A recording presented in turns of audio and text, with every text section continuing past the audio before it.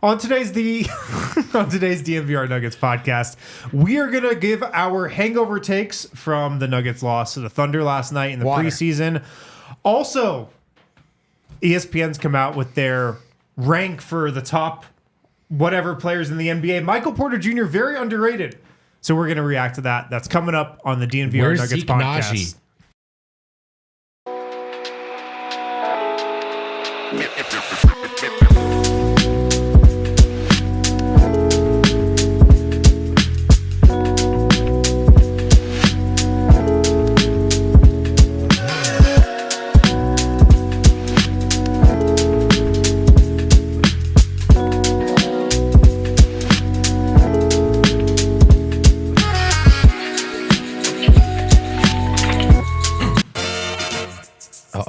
D-Line is back again. You've been back. Yeah. I've been back. I've been back. I just wasn't on the last show. Welcome into the DNVR Nuggets podcast. We are live here in Studio B, presented by Bet365. Download the Bet365 app. Okay. Use code DNVR365 when you sign up. Choose your offer. Find out why, whatever the moment, it's never ordinary at Bet365. Fellas, good to have you today. I'm Harrison Wynn. I got D-Line with me. That's right, guys. I did not see last night's game, but you know what that makes me? Everyone else. I think you guys are the only people that saw. I'm excited to hear what you have to say because I didn't watch any of it, and I want to know what happened. Thank you for not breaking the law and not illegally streaming it. Yeah, God bless. You're an outstanding citizen of this country. I'm an upstanding citizen. I couldn't possibly agree with you anymore. And I am outstanding in many ways. I got Brendan Vogt over here, too. Not that I mind outside of my pride, but what's up with this Studio B? Are we just old news now? No, we're in off-season. We've been relegated to Studio B for now. Do you know that the season hasn't started yet? I remember we're still in the preseason when we ran things around here. Yeah. Well, listen, I mean... Thanks a lot, Dion. Well, I mean, we're not in season. I'm joking. Well, are you, though? Are you? I don't think that you are is the worst part. And so I'm talking you down. Studio B is actually easier to podcast in, if I'm being... Now you're bargaining. All right. Vogt, I give you... I'm sorry, but I give you creative ability to spruce this studio up how you see fit, but then it needs final approval by Eric. Yes, and I actually revoke all of that ability. I was just going to put like a plastic Christmas tree in the back. Yeah, I think that will get denied. I didn't have big plans. Yeah, dude, you can give other ideas. We're going to take the Eli poster down if that's cool. Hey, I'm kidding. I'm glad to be in Studio B with you guys, and we're almost in season. Soon enough. I'm patient. Soon enough. Nuggets have one more preseason game left tomorrow in Minnesota, their third preseason game in 5 days.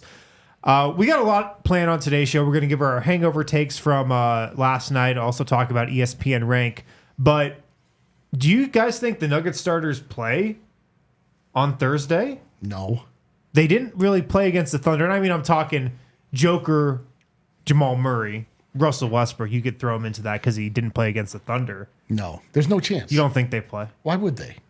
If they didn't play last night, why would they play the next one? What do you think, Vogt? I was wondering if they just switch it up. If maybe Murray and Jokic do play this one and Porter and Gordon rest. But I don't think either way. Last night, they kind of went for it. You know, they did sit guys, but they played the starters deep into the third. I thought their starters played a lot of consecutive minutes, or at least Gordon and Porter did. Yeah. So I don't think it'll look like that. You know, at this point, while you do want to, there's one game left. Yeah, sure, you'd love to develop some habits and all that good stuff, but how much work is really going to be done in that one game versus what you're risking? I don't think all five guys start, or if they do, I don't think it'll be a 3-quarter affair. I did look back.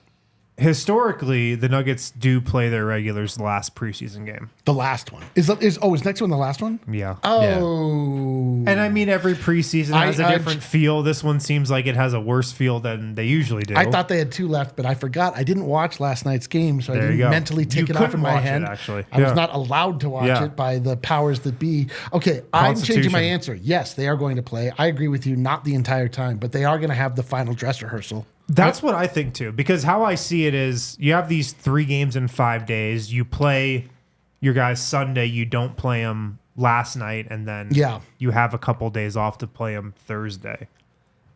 Then again, I don't know about Jamal Murray. Like, if his knee is actually hurting, he's probably not playing. I was going to say, this is probably up to the starters as well to some extent. I would think Gordon and Porter wanted to play last night and probably had the option to not, or at least play less than they did. But they said, no, we want this run. So maybe we see all 5 of them for a bit, but I just think they're not going to try to win that game. But we'll see the third unit by the end of it. Yeah. Well, maybe they try to win to get one win this preseason. That'd be encouraging. They're 0-4 right now. Tough in preseason play. Let's look back at last night, though. The Nuggets lose 124-94. I don't know if any of you out there watched the game. Maybe you did, maybe you didn't. Wasn't on locally here in Denver.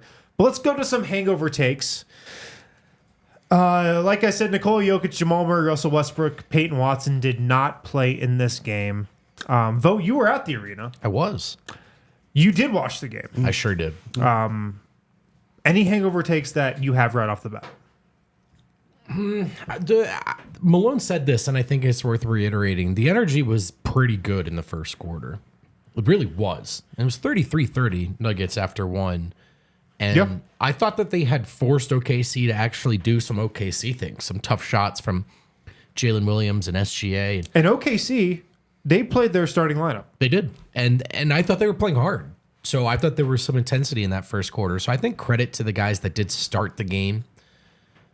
There is something about a preseason game for the Nuggets right now. Their end of bench has been so woeful. Not just the bench, but the end of bench. Yeah.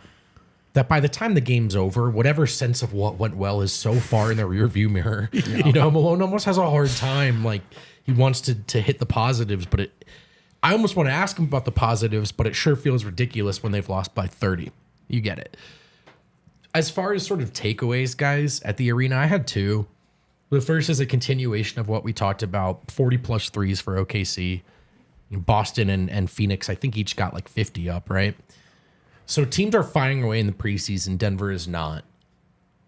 We all know the equation's different when all of Denver's starters are on the floor, but they're just going to have to come out and play defense, especially if they're down a guy.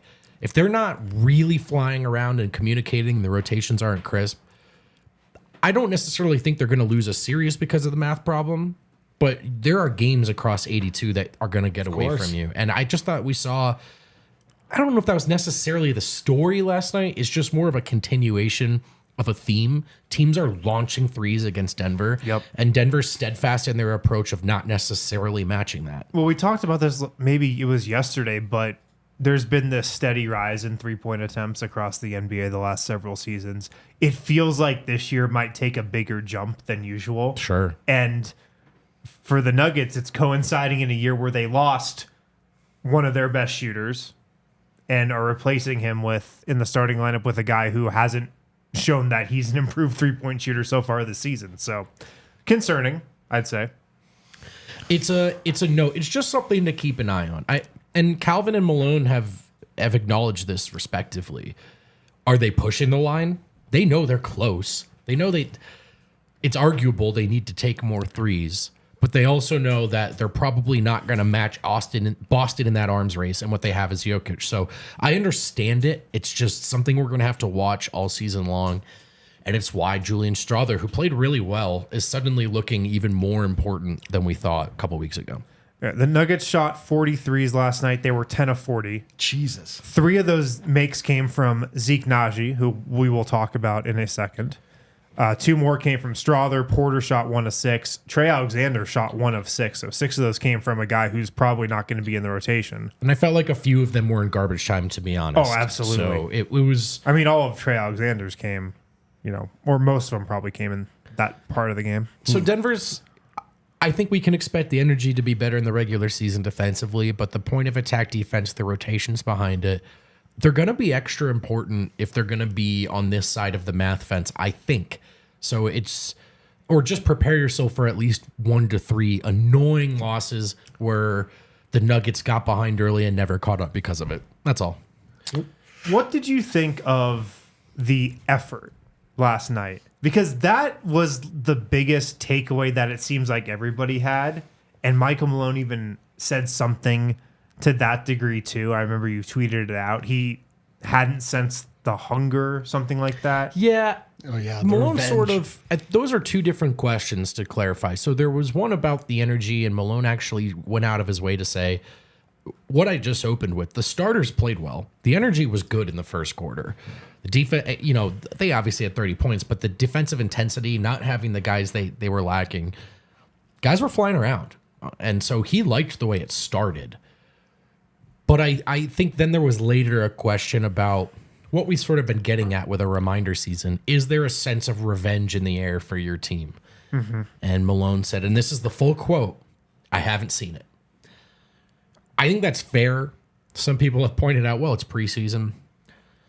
Whether it works out, look, this may not determine the title or not, but as things stand today, we've seen Boston show, I think, a lot of hunger and some edge in the preseason. For example, Denver hasn't. Does that mean they're doomed? I wouldn't go that far, but Malone is challenging his guys through the media. He's letting them know, hey, you're out of shape and I don't sense it. What is this, right? We thought it was going to be different than last year, and I think Malone is trying to implore his guys to make it so through habits, through intensity. He made sure to shore up the bottom line, which is when our guys are healthy, we're in good shape. We know what we're capable of. We know we can compete. But we just want to... I think that note about the revenge and the intensity is a good one. I think we're hoping to see a little more hunger from these guys, and hopefully when they play OKC for real, that's what we get. What do you think about that, D-Line? Do you want to see hunger? Do you need to see it right now? I'm looking up. Do we know how the Nuggets performed in last year's preseason? Perchance, I don't have a memory of that. I can look it up real quick. I'm curious if there's any correlation. I mean, in a lot of ways, I was seeing somebody put it out. There's actually a little more correlation in the preseason than you would think. Matt Moore put out a tweet I saw. He was talking about teams that go 0-4 go under on their right. Which it doesn't mean everything, of course, but it means something. No. It probably means something. It means probably importance placed on the regular season. The Nuggets went 3-2 in the preseason last year. So, and what do we know what Boston has gone this year? Well, I'm pretty sure. I'm just curious. I'm curious, if there is something about coming out wanting to peacock. If there's something about sort of wanting to wave. Boston is 4-1. Their preseason's over. I'm trying to fact check this. Someone told me that the 08 Celtics were winless in the preseason. Yeah, I'm just curious. I mean, I don't think that there's much of much to read into, except for I do think it's absolutely real to look at their motivation starting the season. And I don't think it has a lot to do with how things ultimately will end up, but I do think it's kind of maybe color how the start of the year goes. Which we've talked about, Dario Saric has talked about, Malone has talked about. They want a hot start. So players have different perspectives on this, what the preseason should be.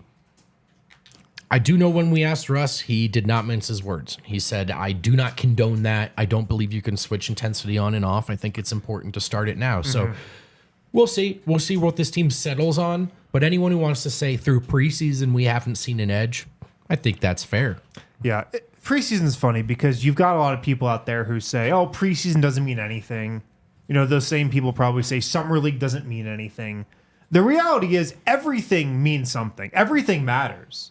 I mean, if you're a team, if you're a coach, if you're a GM, honestly, when you're evaluating players, every single practice matters. Every single workout matters. So everything does matter. It's just things matter in different degrees. That's right. Right. I think all this stuff does matter. Is it going to paint the picture of the entire season? I don't know. Probably not. But I just think the trends we're seeing are things to keep in mind. On the subject of intensity, though, I thought Thunder coach Mark Daigneault had a great quote last night. He was asked about the Thunder's 15 steals and 38 points off turnovers. He said, quote, it's a barometer of intensity. Yeah, of course. And the Nuggets, they're averaging 7 steals per game in the preseason. Which is lower than? The New Zealand Breakers. I liked that part. Damn. So the Nuggets, per that metric, not playing intense. Yeah. The Breakers, this being their literal only opportunity to play NBA level teams. I Maybe that's imagine it, yeah. we're getting a bit of a try-hard effect coming from down under a little bit. This is true. The Denver Nuggets are clearly rolling into the season. They are, and this can be interpreted in a multitude of ways. There is something about wisdom and experience telling, like, I doubt the Warriors were like really gung-ho every year in the preseason, even after not winning. Sure. There's a confidence that has been gained knowing that the Nuggets are at a certain level. You want to see effort out of guys who are completely unknowns, like Hunter Tyson. Like, this is their time. Like, the rest of it really does, it doesn't. It just doesn't. It just certainly they're not trying to figure anything out right now. Yeah. The other takeaway I had, fellas, and I don't want to go too far on this. We're just talking about observations with what we're working with, right? What's in front of us. No Jokic on the floor. Important preface. Christian Braun, I just think how teams defend him or don't defend him is another adjustment we're going to be in for this year. It'll be different with Jokic on the floor. It's not an adjustment he can't overcome.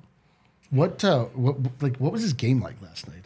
He finished with 7 points, 5 rebounds, 3 assists, but he shot 3 of 12 and 0 of 5 from 3. Let me just interview you guys because I want to know what the hell So happened. 12 shots led the Nuggets, I believe. What did he look correct. like? How did he look to you guys? About 6'6", white, So this is kind of athletic. this is kind of what I'm getting man, you at. suck. There were some moments where he just went for it and took it to the rack, didn't finish. I kind of appreciated that he just went for it. He was definitely exploring a little bit, but when he puts the ball on the floor, sometimes certain actions the Nuggets are running or defenses just go, we're not worried about the KCP part of this, so we're going to cheat. Yeah. And that's just, I think Brown is just going to find himself in some situations where defenses are daring him to make a play. Yeah. And that's, and not to say that he can't, right? But you're a defense. You've got the Denver Nuggets, Jamal Murray. Let's say Murray is playing well. You've got Murray, you've got Jokic, you've got Porter, and AG, okay, he can't shoot, but he's still a threat in the dunker spot. I am not guarding Christian Braun until he proves to me I have to. So that's just something to keep an eye on. Yeah. And it will be different with Jokic out there. What it means is that Jokic is getting doubled more often. Unfortunately, That will be what it probably or means. just yeah. guys kind of lurking or just mucking up. The question plays is like, does that matter to Jokic? Like, he could certainly fight through him. He can't fight through 2 7-footers. well, you know what we should prepare ourselves for? I think now Jokic has looked aggressive, but this is on the table. He's done it before. He might spend the first month and a half. No, Christian, you're open. Yeah. Let's do this. I'm giving you the ball. got to get the play action you before you can. so you can work through this. Got to get the run before you get the So play you can action. work through this. I think Adam also pointed out on Twitter that this might have been before last night's game, but on the DHO, Christian typically rejects it and cuts back. Yeah. And so maybe just Well, I think the reason is that he doesn't want to dribble it. He He'd doesn't. rather cut to the rim and get it there. but every now and then I think maybe he has Probably, he yeah. has to. So that just little things to keep an eye on as the season starts. He's shooting 1 of 13 from 3 in the preseason so That's far. a bigger thing to keep an eye Yeah. on. And you just worry about the confidence. Because I've said this, I think Christian Braun is a player who can lose confidence on the offensive end of the floor. Like, if his shot isn't falling, he all of a sudden might not attack the rim as hard, might not try to get to the We've foul seen line. it. Yeah. We've seen it. The question is whether he's got enough confidence to overcome those tendencies. And I'm with you. I don't see it. I don't see it happening. Yeah, haven't seen it yet. Right. To quote a great coach. Nice. Thanks, Bill. I haven't seen it. So wait, can I just ask you guys how each player played? Yeah, can we do that on do the it other later. side of this break? Okay, yes, of course. We can get into the positives, maybe. You I tell think me. there are some Eric. positives from last night's I loss. like this format, Eric. So we got the negatives out of the way. Maybe there'll be a couple more, but we got most of them out of the way. Let's go to the positives after this break. Speaking of positives, man, the fellows at Red Hawk Roofing, So positive. yeah, they're just good at their jobs. We like we like them. This is a positive experience. Denver's best roofers have joined the DNVR team. Some of you, I'm going to speak hypothetically and certainly not for myself. Some of you might be vertically challenged. You might not be able to see your roofs, your gutters, any of that situation from the ground. Some of you might also be afraid of heights. Hypothetically, this is where the roofers come in. You want to send the pros up there all jokes aside, you can't see everything you need to from the ground. Sometimes you got to send them up there. The good news is these fellows have decades of experience, quick response time. They're Colorado's best estimators and contractors. Free, no obligation roof and property inspections. Send them up there. They're not going to charge you just because you did, but if you need some help, they're going to help you out. They know that in an industry where the service provider may know a lot more than you, and in a service where sometimes insurance is involved, is easy to get taken advantage of. They do not want to take advantage of you. They find that it'll go further for them if there's word of mouth that, man, they were reliable and they had your best interests in mind. So don't wait to reach out to our friends at Red Hawk Roofing. Supporting your local teams means also supporting local businesses like Red Hawk Roofing. If you're looking for a new roof over your home or business, be sure to check out Red Hawk Roofing at redhawkroofing.com or call 720-771-8921. Tell them DNVR sent you. Josh Burnett from Down Under says he's 5'8". Never seen a roof tile in my life. Same, brother. I mythical, academic, but I've never seen them. I've never seen them. Also, check out Shady Rays. It is October 16th. Remember when it was going to be fall? No. Well, it's 81 degrees in Denver today. So you still need Shady Rays. Still sunny out here. Still need Shady Rays. You can get 35% off polarized sunglasses from Shady Rays when you use the code DNVR at shadyrays.com. They have so many different styles, colors, whatever shape of sunglass you wear, you can find it with Shady Rays. Perfect for the Colorado weather. And I bet it will still be sunny for a while here in Denver and Colorado. So get your Shady Rays. This is exclusively for our listeners. That's you. They're giving out their best deal of the season. ShadyRays.com. Use the code DNVR. Get 35% off all polarized sunglasses. You can try for yourself. The shades are rated 5 stars by 300,000 people. 300,000 people. Dang. That's a lot of reviews. Dude, that's a lot of 5-star reviews. reviews. 600,000 lenses. There you go. You know what I mean? That's great math. ShadyRays.com. Use the code DNVR. 35% off polarized sunglasses. All right. Back here on the DNVR Nuggets podcast presented by Bet365. Never ordinary. Let's get into some positives. Okay. Let me just. What are you curious about? Yeah, let me just take this show. What are you curious about from last night's game? Listen, you're working at your pace, and you're working at your pace. This is the way that I want to run this show. Go for it. Guys, I didn't get to watch the game. None of us got to watch the game. Real barn burner, dude. Real barn I'm getting burner. that there wasn't a lot There's a tale of two halves, really. I'm getting the sense that there was mislead. not anything particularly great that happened in this game. There were a couple good things. What are some good things that happened in this game? Like, what is something that you look at and you're like, that was pretty dope. I feel like that was meaningful. Well, the first quarter was a Michael Porter Jr. Porter was... So he looked really good, yes, Michael Porter? In all seriousness, for the first 10 minutes of the game, he checked out. It was him and SGA for best players on the floor. And honestly, Mike had an argument. Really? He looked really good. Yep. And he wasn't shooting well from 3. I think in the first he was 0 for 2, finishes 1 of 6 from 3. But he looked really quick, decisive, put the ball on the floor a couple of times. He was attacking closeouts really well, and he just kind of wanted it. So I think 10 points, 4 rebounds, 1 assist, 4 of 6 from the floor after 10 minutes. He looked great. They sicked Lou Dort on him from there, and he didn't look so great.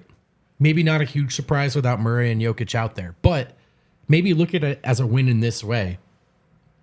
You'd love to have OKC have to put Lou Dort on him in the game, make Jamal's life a little easier. But you as the most noted Mike stan, except maybe some of the Porters, a bigger Mike stan than you. You were satisfied. You're pretty much a Porter Jr. You're Brendan Porter Jr. Porter the third. Brendan Porter the third. I would not say that. I just did. Okay. Were you pleased with what you were presented? Yeah, I would say first quarter was great. And then he struggled from there, but I knew why he struggled from there. Okay, so you've got the write-off as to why it went off, but overall, you feel good about yes. What? Okay, it was more of the same. Do you concur? How was Porter? I concur. Okay. Yes, Porter was good. He didn't shoot it great from 3, but he was still good. He's been good every game that he's played in this preseason. I'd say he's had a great preseason. Yeah. I mean, he's done everything you kind of hoped he would. That Jamal would have done. Well. Yes. And the Nuggets have deployed him in a way that we hoped they would. Like, we wanted to see them run more plays for them. We wanted to see the Nuggets put him in motion more and run him off more screens and have more movement in their offense with them, and that's what's happened. So if you're talking about encouraging things about the Nuggets preseason, Porter's got to be at the top of that list. So was there anything else that the starting unit presented to you that was interesting outside? Like did AG look like there was any reason for him to be playing? Oh, sir, you're gonna love the answer. What's the answer? AG? Zeke Naji. Oh yeah. Oh, I was going to get to that. Going. Biggest surprise, from what I understand, Zeke Naji lit it up. Is this? Well, Zeke Naji started, so we can start there.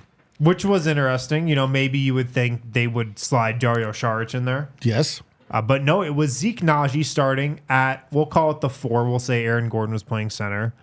And Zeke Naji, Eric, shot 3 of 4 from 3-point range. What did these shots look like? They looked beautiful. He was wide open, but they looked Were they all wide open? Looked great. They looked great. They looked great. Were they? Did he step into them? Was he waiting a pass? Catch and shoot, open, fluid, straight up, straight down. No good hesitation. Arc. I'm open, I'm shooting. No hesitation. Did it appear to be plays that had been drawn up for him? No, I would say more I just wouldn't left go open. that far. Yeah, just left open. Don't get carried away. I think 2 steals and 3 blocks. 2 steals, 3 blocks. Minus 20 in 25 minutes. I mean, who cares about the minus that 20 part? That part was tough, but he was great in the first half. Actually, all jokes aside, was anything real there? So maybe the shot. Actually, I would buy a little stock in the open 3-point shot. The other parts of his game, I'm still not really seeing show up. Because he's now strung together by consensus 2 positive performances in a row. good preseason for. I mean, a lot of it has been against third stringers in the preseason, but including last night, there's a body of work from Zeke Naji in the preseason. Yeah, defensively, I didn't really notice him that much outside of that one huge block on SGA. He did get burned a couple times. Doesn't it? It feels like he isn't as good at switching out onto guards as he used to be.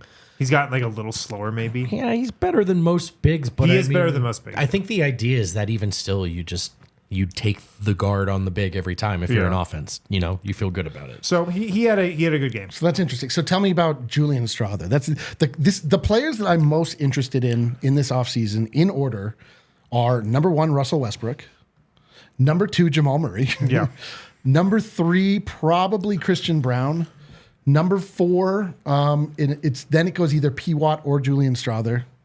Number 5, I have interest in Hunter Tyson to see if he can knock down any shots or if he's a player at all. Yeah, but he did not do that in this game. Yeah, and then everybody else I'm like have some interest in. I'm not a veteran like Dario Saric. I'm not looking for anything in the preseason out of him. Yeah.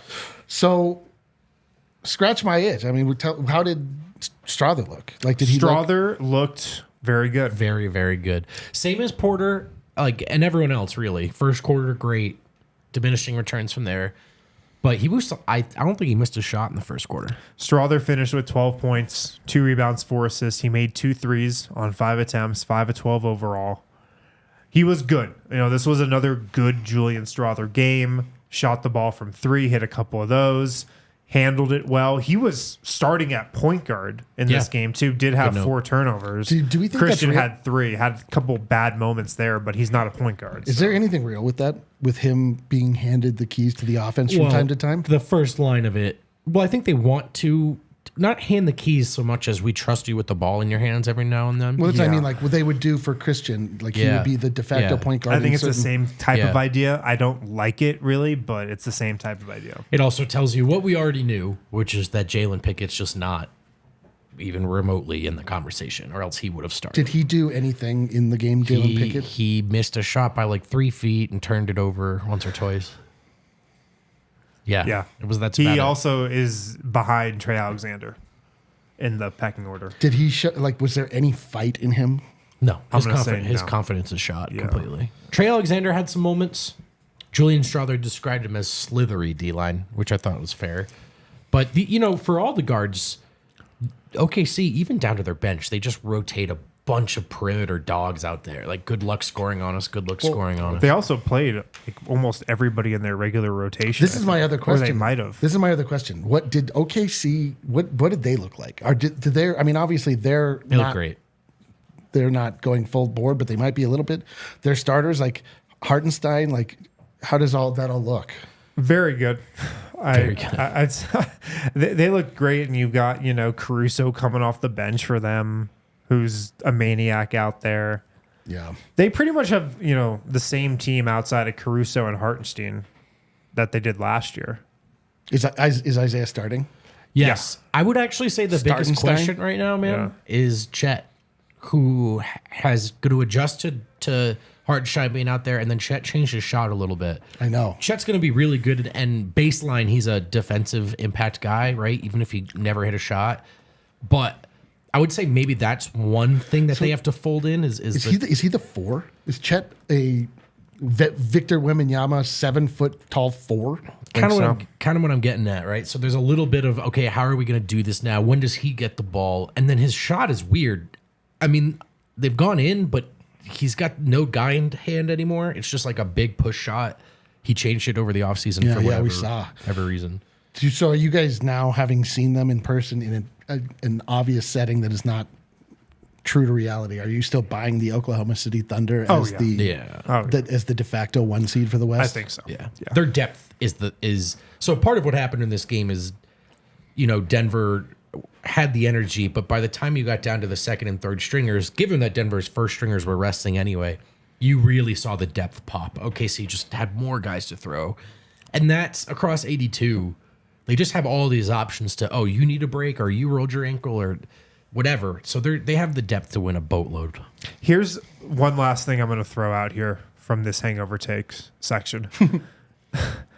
Zeke Naji starting. Is any of that, in your opinion, to boost his trade value? Potentially. Everything is, I mean, because that was something that ran through my head when I saw the starting lineup last night. Listen, man. Okay, I'm not going to tip too much. Please don't. I'm going to tip almost nothing. Okay. We have already seen the cards. The tarot. You might have said too much already. Has happened. It has been recorded. It happened last night. We here in this Studio B, just as good as Studio A, vote, know the outcome of the Denver Nuggets season. There are only a few people in the world who know the outcome of the tarot reading. So with that knowledge of how the book ends, your question... We're really pushing it with this. Careful. Your question, all the more intriguing. That's all I'll say. Oh. That's all I'll say. Whew. Listen, but I think the concept of trade value can just mean like you want your player to be good. Well, yeah. Well, that is the crux of the so do point. They want him to be good? Yeah, I think probably and right. Playing him with quote unquote better players is a way to make that maybe happen. Well, someone has to play four alongside Sharge. Just saying. Oh yeah, James Wright, dude. James Wright saw it happen. James, if you say one thing, we will kill you. Okay, Clement. Oh wait, not on the internet. We will unalive you. Clement in the chat is saying that Chet's video was just a pregame exercise. The shot has not been changed. We shall see. Which brings us back to Zeke Naji. Nice transition.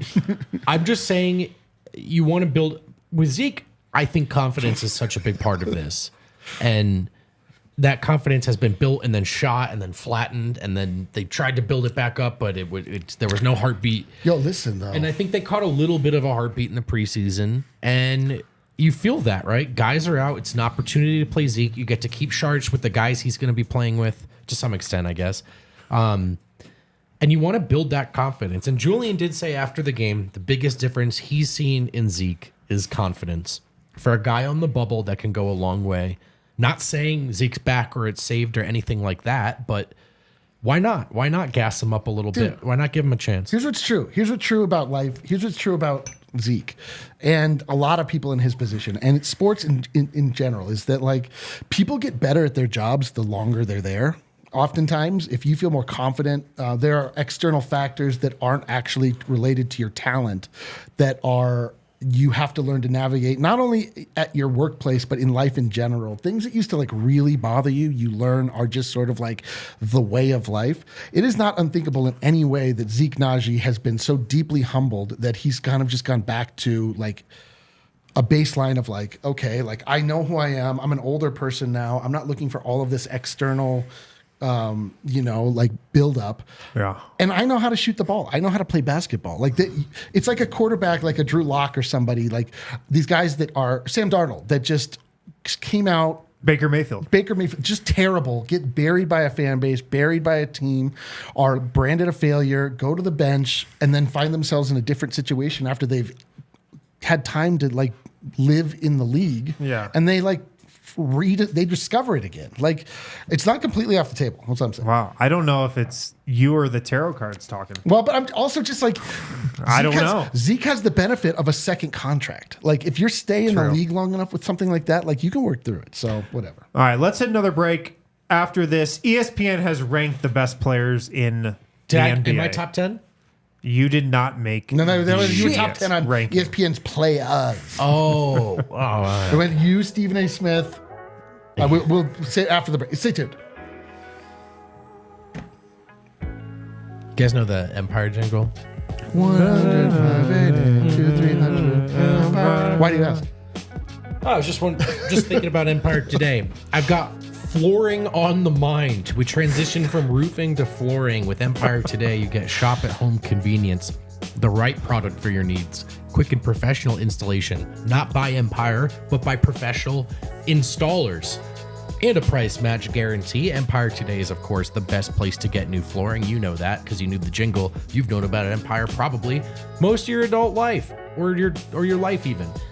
You're going to see some copycats, people who say, we carry the lowest priced flooring. That's because they carry, well, I'll say it, malarkey, Eric. Oh. That's bull crap. That He flooring's said it. no good. I wouldn't put it in my house. I wouldn't put it in your house. And Empire wouldn't either. They wouldn't even carry it. So keep that in mind. Their philosophy is to help you find what you need, not overwhelm you with thousands of choices and substitutes. Check out the virtual floor designer. Schedule a free in-home estimate today. All listeners can receive $350 off when they use the promo code DNVR. Restrictions apply. See empiretoday.com/DNVR for details. Josh Burnett from Down Under is killing me today. 5'8" here, seen plenty of floors. Who knew that how far under Down Under was? Yeah. it's even further down than we all thought. What population should I move to? What's the shortest people? You should definitely move to the pygmy population. Not Serbia. I just being in Europe though, you're like, oh, this door is my size. This is nice. Shout out to Miller Lite. Miller Lite, we love it here at DNVR. Miller Lite, they keep it simple, undebatable quality, great taste, only 96 calories as well. It's the beer that strips away everything you don't need and holds on to what matters most. A light beer that tastes like beer. It's less filling, only 96 calories, and it's the original light beer since 1975. Miller Lite, perfect for any occasion. They keep it simple. Great tasting. It's the best light beer out there. I didn't know that until I started drinking Miller Lite, and then you have a couple and you're like, so obviously the best light beer. It's just and obvious. you're like, and you're the most beautiful woman I've ever seen. No, I only needed one sip of a Miller Lite to know that. Times change, but you can always enjoy the great taste of Miller Lite. Tastes like Miller time to get Miller Lite delivered right to your door. Visit MillerLite.com/DNVR, or you can find it pretty much anywhere that sells beer. Celebrate responsibly. Miller Brewing Company, Milwaukee, Wisconsin, 96 calories per 12 ounces. Can I tell you guys a quick story? I just want to answer your question quickly. Where should you move? Ireland. That's where your those are squatty my people come from. That's and true. that's clearly the inspiration for the Hobbits. So Actually, no, I'm not going to say it. This is not the point of the story, so don't get upset with me. I went to the gym recently, and oh, congrats, dude! Hey, Kale, cut the episode right there. Cut the episode right there. hey, I didn't stay very long, Oh! but I did go, and a guy had a pack of Zins. So a health nut. So there's like cubbies. So like I put my water down, and I look at the cubby above it. It's like pack of Zins. I'm like, all right, that's a choice. And then I saw his water, and it was a Miller Lite can. And I just thought, this guy's this guy's partying Dude, while he first pumps. off, that guy definitely plays in the NHL. Yeah, that's true. Yeah. That's amazing. Yeah, anyway, that's great. the story. Miller Lite, good for any occasion, including leg day. Welcome back to the DNVR Nuggets Podcast. We're presented by Bet365, Never Ordinary. So I don't know if you guys saw ESPN dropped their NBA rank for this season, where they New Source rank of Rage just dropped. the best players in the National Basketball Association. And I think they're all the way through at least 30. We've got 3 Nuggets on there. So the 100 to 51, this dropped yesterday. The first Nugget we have come up is Michael Porter Jr. at 89. 89. And people are pissed. People are upset. They're raging. They're acting out. He's in the Andrew Wiggins. Oh, no. It had to be Adam's guy right in front of him. 89 for Michael Porter Jr. Last year, he was 68. So a huge Precipitous drop. fall. A pretty substantial drop here for Michael Porter, who is now ranked behind the likes of Jaime Jaquez Jr. Damn. and Fred VanVleet. There is some Jeremy consistency in sort of how they're valuing kind of the type of player that he is. Just for example, they have Keegan Murray behind him at 94. And I think Porter is a little bit of a better Keegan Murray. But at least it's like, maybe it's just that they're not valuing this archetype as highly. But that's a huge drop. I know the Minnesota series was That's what it was. horrid. That's exactly what it was. It was very bad. horrid. The that's last what 4 this games is. for him were terrible. But the Lakers series was very good. he also played 81 of 82 games, and I thought had a good regular season. So He it had just a seems great regular Well, season. seems a little steep. Again, I always take these opportunities to remind each and every one of us that we know exactly what this list building is like.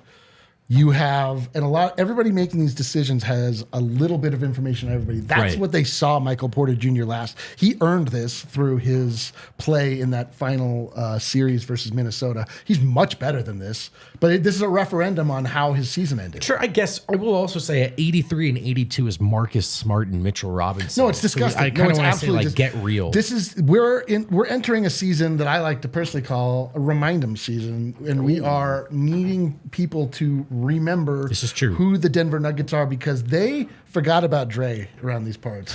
People are particularly upset about the Brandon Podziemski? Pajemski, yeah. Brandon Podcast ski man.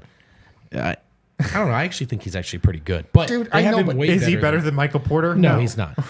No, but he is the best hope that Golden State currently has. Trade staff. I thought you were going to say Great White Hope. I understand that what happens is this is no one person's list. You get a bunch of people together. course, You get it's a a consensus. melange of It's fools. weird. And with all of that said and knowing all of the context, it's way too low, bro. It's way, Way too too low. Can you scroll down to number 75, Cal? I just got to see something. Number 75. Is it going to upset me, though? Because I'm having I a want to good know what you day. guys think about number 75. Dante, the div. This guy had a great I end to actually his think this is season. kind of close. Really? This guy had a great Dante end of the year. DiVincenzo? I'm going to go with Porter because he's nearly 7 feet tall. But Dante's a very, very good shooter who does a Oh, lot and he of... shined in the playoffs. He and is a very good shooter. Did He's you know a where he- very good player. do you know where he played last year? The New York Knicks in the Mecca. Yeah, we're getting a little bit of a I've seen him play bump. You know? There It's is a big bump. no universe where Dante DiVincenzo is a better player than You're Michael right. Porter. You're right. You're right. You're just right. He had a tremendous postseason, to Eric's point, but this is too many spots. It's just too many spots ahead of Mike. And you know what? Good. I hope they're watching this year. I hope they're watching. No, they're not. Oh, okay. In that case, it's not good. Can we scroll down to number 72, please? Number 72. Number 72. What do you guys think about number 72? Yeah. Oh, yeah. You know what? Austin Reeves of the Lakers. Austin Reeves is the human thermometer, right? Like 72, the perfect temperature. He's the perfect guy. You know what I mean? Like a great player for the Lakers, a great ambassador for the United States, a good All-American look if you're a 7-year-old Just boy. an All-American boy Just a 7-year-old boy. from Oklahoma. Man, get out of here with this goddamn list. Yeah, this one upsets me way more. Can we go to number 71 now? Number 71. Dude, who, Thompson. by the way, might be more washed than anyone in the NBA. Even Bradley Beal kind of grinds Klay Thompson, my I don't gears. think has made a shot yet. He's like 0 for 50 with the Mavericks so far. Okay, last one here in this section. Number 69, please. Oh, Caleb, nice, number 69. nice. D-line's favorite player in the league, Jalen Green. How goddamn poetic, dude. Jalen Green is 69. I'm just going to let that one lay. What's poetic about that? Of all numbers, dude, he's not 68. He's not 67. He's 69. Let's go. You sure you don't want to visit 62, Wind? Who's 62? Well, we can go down to 62. I'm fine with that. Let's go there. A little further down the list of 62.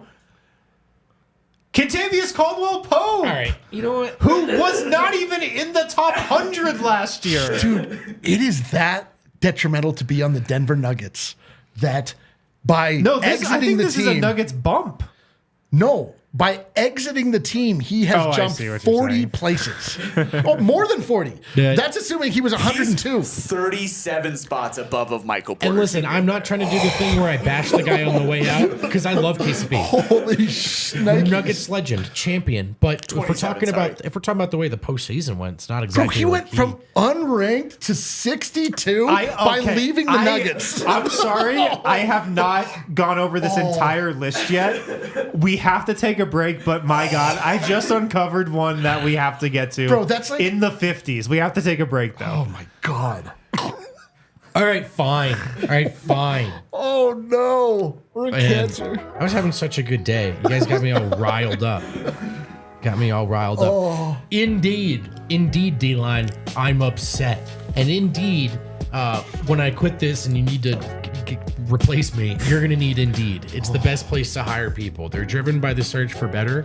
But when it comes to hiring, the best way to search for a candidate, this is sneaky. It's actually not to search at all. Don't search, match with Indeed. If you need to hire Indeed, you need Indeed. Indeed is your matching and hiring platform with over 350 million global monthly visitors, according to Indeed data, and a matching engine that helps you find quality candidates fast. Fast is important, but so is quality. The only thing worse than having to hire once is having to do it again, because you got it wrong the first time. And Indeed doesn't just help you hire faster. 93% of employers agree Indeed delivers the highest quality matches compared to other job sites. That is according to a recent Indeed survey. All listeners of this show will get a $75 sponsored job credit. That'll get your jobs more visibility at Indeed.com/AllCity. Just go to Indeed.com/AllCity right now and support our show by saying you heard about Indeed on this podcast. Indeed.com/AllCity. Terms and conditions apply. Need to hire? You need Indeed. Dude, real quick. I listened to you read 200 ads for the seat one, the game time. Yeah. Every third time you equate it to a dating app. This is just talking about matching people. This one doesn't connect with you. No, this is more of a, well, that's kind of an HR. It's an HR gray area. It's an The HR other one's gray okay? area. Well, Game Time hasn't reached out to me yet. All right, fine. Indeed has said, please don't make it. In fact, it's hiring. In fact, legally, don't call it a dating app.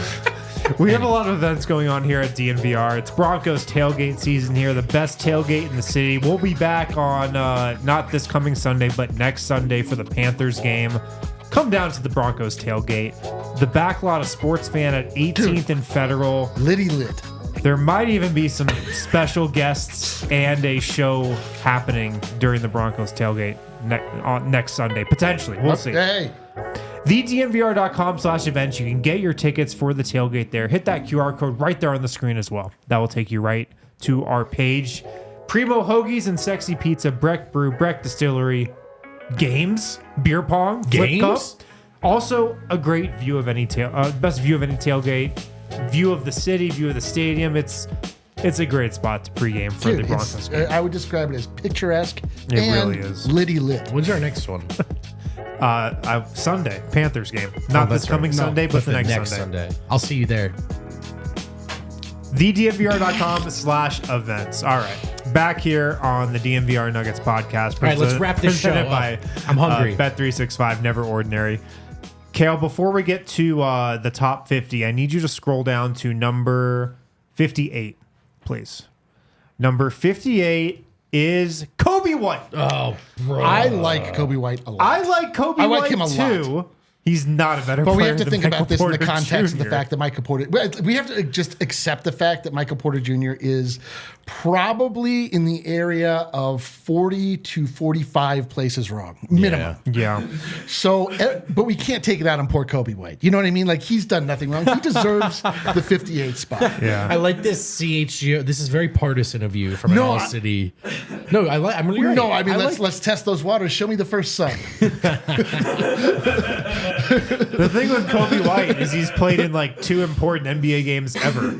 Playing games. He just says, I like his game, man. I like his game too. I do like his game. Which, by the way, also not partisan. What I saw, what I witnessed, I am putting Rookie of the Year considerations on Buzelis.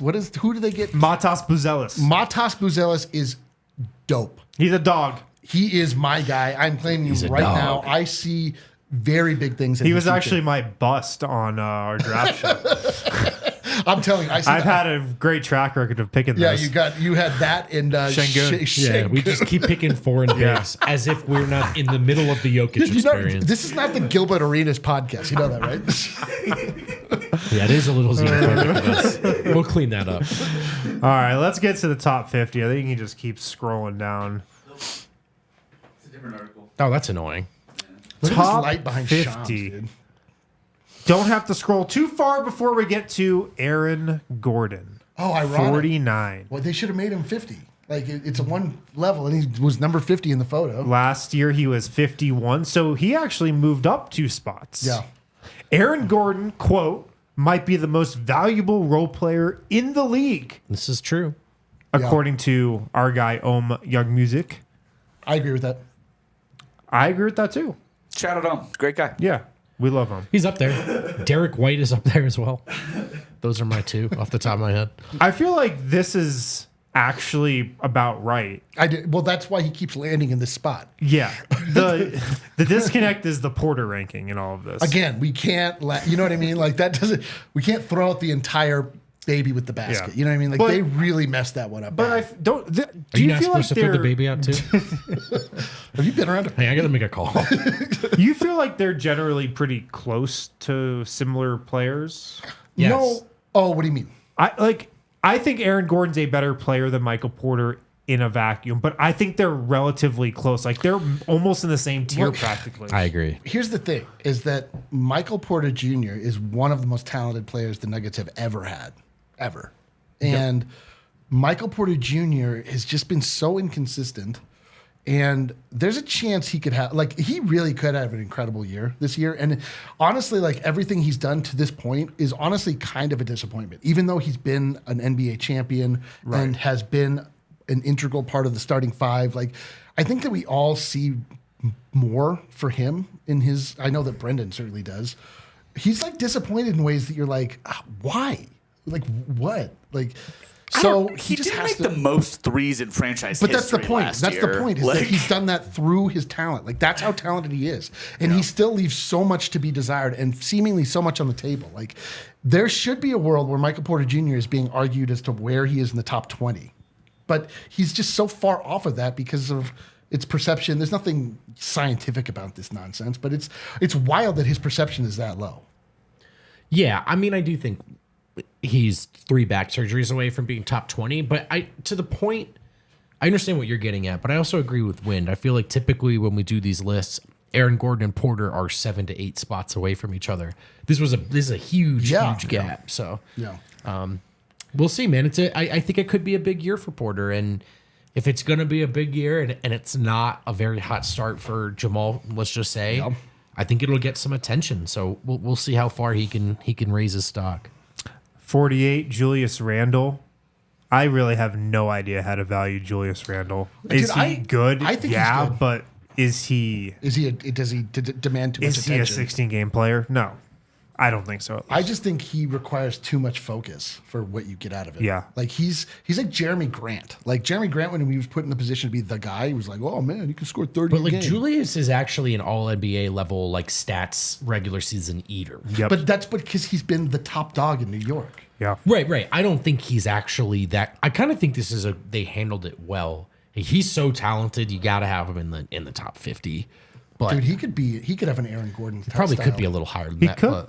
He could. But I think there are fair questions, right? To your point, what is this going to look like in Minnesota in the playoffs? All of that. Evan Mobley at 47. Kristaps Porzingis 46. DeMar DeRozan 45. Damn. I don't think there's many people who thought DeMar DeRozan would still be a top 50 player at this stage in his Dude, career. his second act is pretty impressive. 35 years old. you think just about a what's happened to- generational bucket. You think about what's happened to Kyle Lowry and like how those two guys were the same, and Yeah. like how far off Kyle Lowry. Like DeMar DeRozan's still filling it up. It's crazy. And I'm buying the Kings in the regular season this year. 44, Jalen Williams. Dude, he's really good. He is really good. He is really, really good. Pascal Siakam. He is who I would bet on. I don't Is that your think this. E40? That's my E40. Siakam. Pascal Siakam. Jalen Williams is who I would bet on to have the John Morant type of leap. Jalen Williams. Yeah. Yeah, I think he's really good. Like he's already out of most improved player conversation, it feels like, but like the next type of leap. Interesting. Yeah. That's your big leaper of the year? Big leaper. Yeah. It's my big leaper. do they of have the year. DeJounte Murray next? 43 is DeJounte Murray, who I don't like at all. I'm just not a That seems DeJounte too Murray high guy. for me. I think I'd rather have Julius Randle than DeJounte Murray. I'd rather have Jalen Williams. I'd rather have Michael rather Porter have- Jr. than DeJounte Murray. He gets down to it. Let's keep going. 42, Pascal. Siakam. Siakam. There you go. 41, James Harden. Ghost ride the whip. 40, Brandon Ingram, who somehow was the 27th best player in the NBA last year.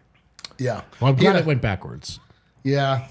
Yeah. He's got his power of mope is a little. Yeah. is Brandon a little Ingram, too another strong. guy I'm not a fan of, and you can probably guess I'm not a fan of the Pelicans this year. It is frustrating for me because Brandon Ingram has the physical makeup of what should be a dominant basketball player. He's the longest arms, Yeah. which it turns out like.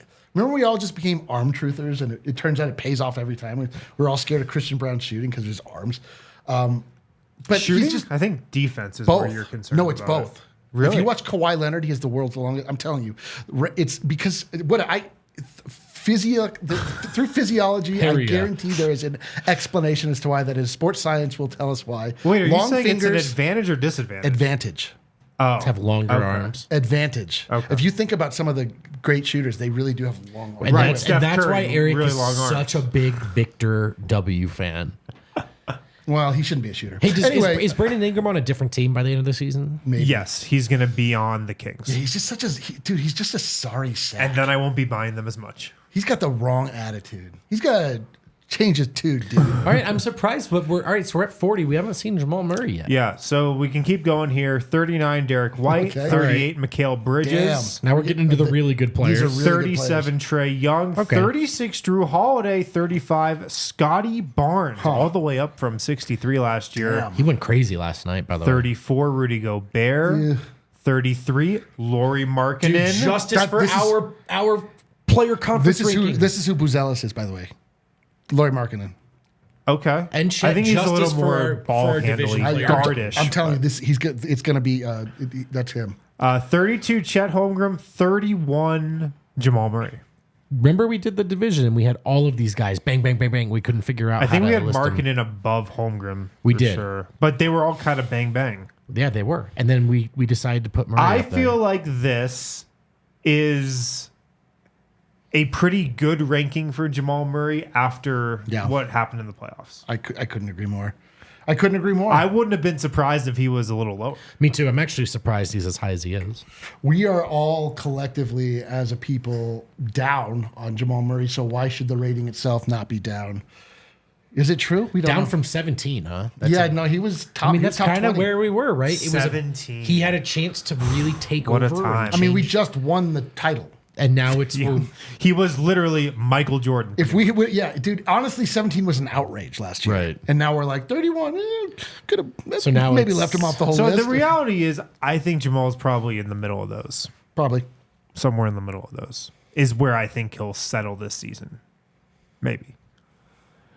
Should he be higher than any of these guys below him here? Karl Towns, 30. Sabonis, 29. Jimmy Butler, 28. Zion Williamson, 27.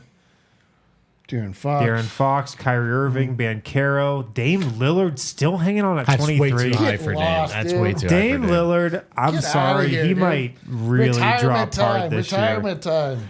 Dame is enjoying a run as one of the most overrated players in the history of the sport. Kawhi, dude. Oh, man. Kawhi at 22, Paul George at 21, John Morant at 20, Dang. Tyrese Maxey at 19. I believe it. Dude, I'm so high He on had the Ty- opposite Murray run. I will here. tell you, Yeah. if Except he that didn't win a title. if that player was paired with Nikola Jokic, the lead would have to fold.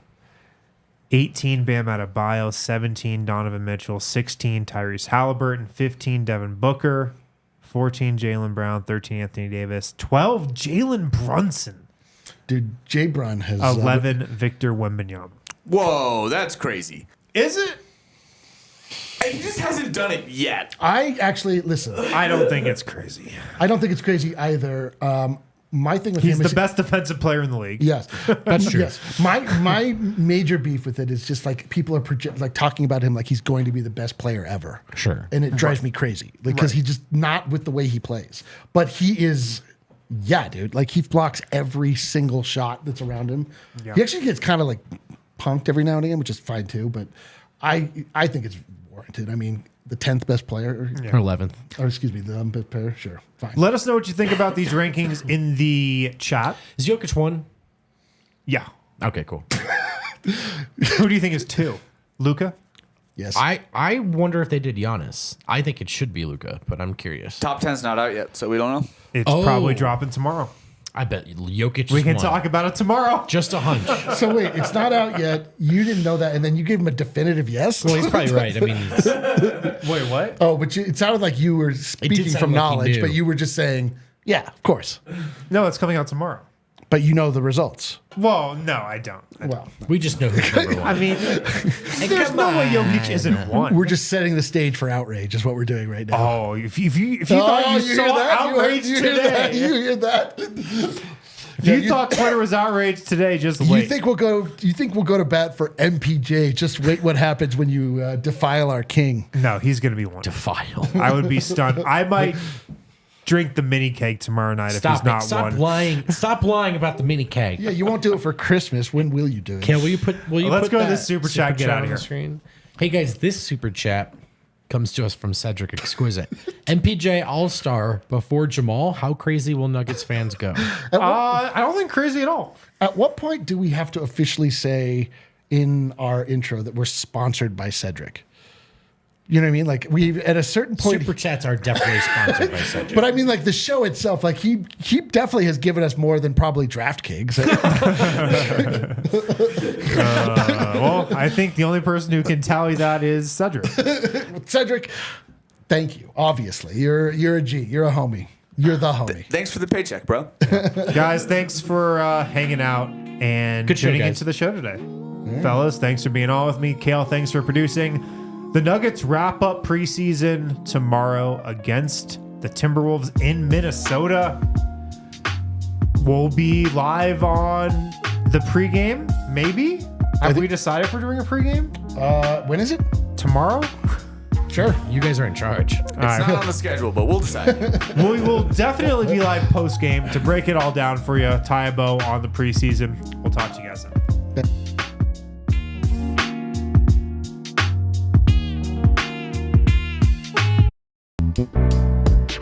We all silly like the mayor.